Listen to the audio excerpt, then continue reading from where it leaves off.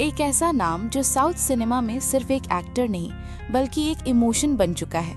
लाखों लोग उन्हें थलापति कहते हैं और आज उनकी पहचान सिर्फ फिल्मों तक सीमित नहीं रही, अब वे राजनीति की दुनिया में भी कदम रख चुके हैं। ये कहानी है सी जोसेफ विजय की।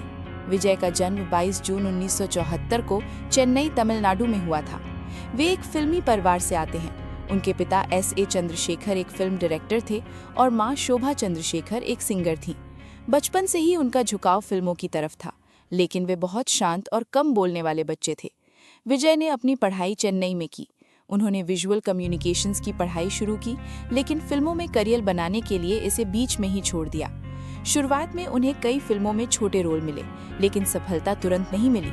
1990 के दशक में विजय ने कई फिल्मों में काम किया, लेकिन शुरुआत आसान नहीं थी।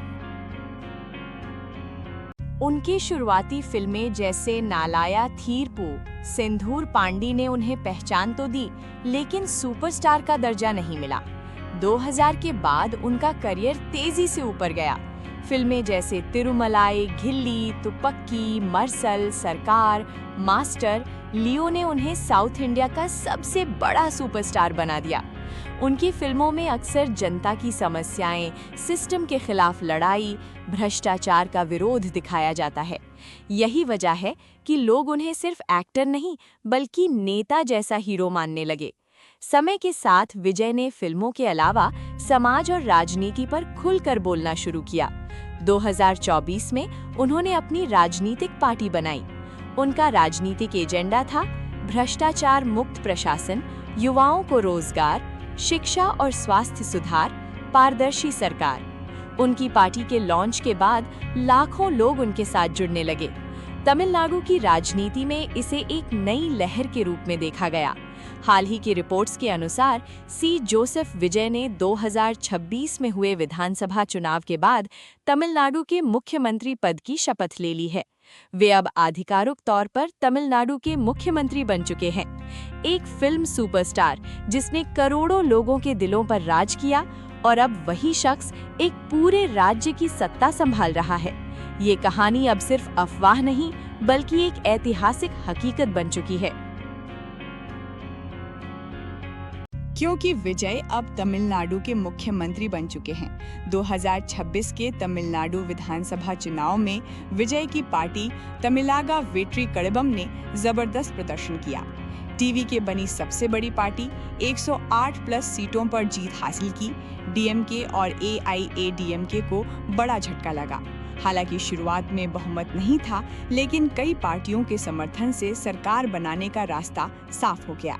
इसके बाद राजनीतिक घटनाक्रम तेजी से बदला और आखिरकार विजय ने मुख्यमंत्री पद की शपथ ली।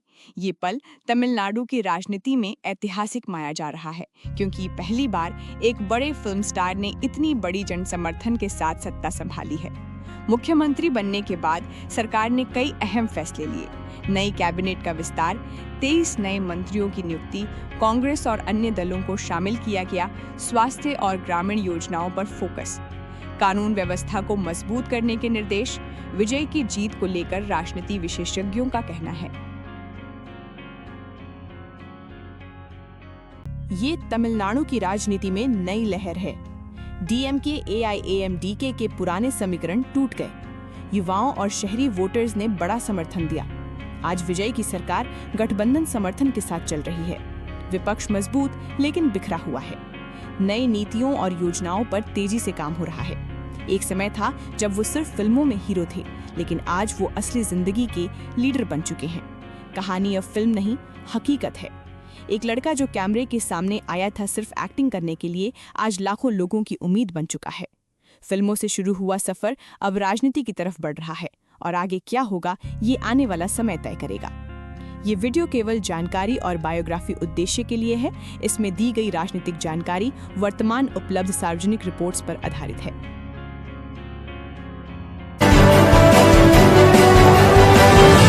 आप देख रहे हैं टेक आईसी खबर 24।